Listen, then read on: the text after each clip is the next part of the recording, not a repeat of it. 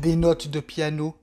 Rien de plus ordinaire dans cette école de musique située à mes yeux.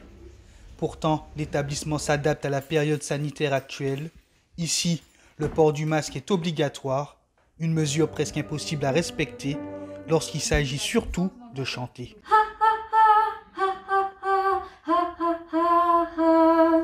Quand tu veux, et en boucle. Ma voix est plus étouffée avec le masque. Elle rend pas en fait pareil que là, comme je parle comme ça. Ça va vraiment mettre moins de son en fait. Et si l'averse nous touche toi et moi.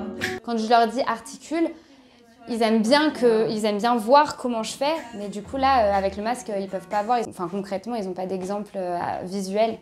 Mon enfant, j'ai dû surtout m'adapter. Mais cette adaptation n'est pas en accord avec la vie de Pauline.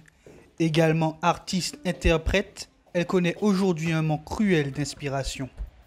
J'ai beaucoup moins d'émotions qu'avant vis-à-vis de la vie. Même, d'habitude, on voyage pour écrire, pour voir ce qui se passe dans d'autres vies, en fait, dans d'autres circonstances. Et là, du coup, c'est vrai que ça commence à être un peu compliqué de composer avec des sujets qui sont un peu toujours les mêmes.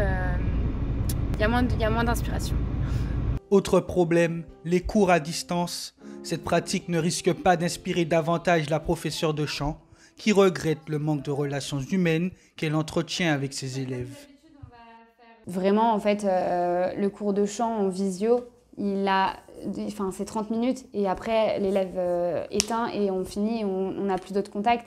Un cours de chant, c'est aussi deux personnes qui se rencontrent, un prof avec des élèves qui se rencontrent. Et voilà, moi j'ai des élèves qui se confient. C'est vrai qu'avec la visio, on a vraiment la perte de relation entre l'élève et le prof.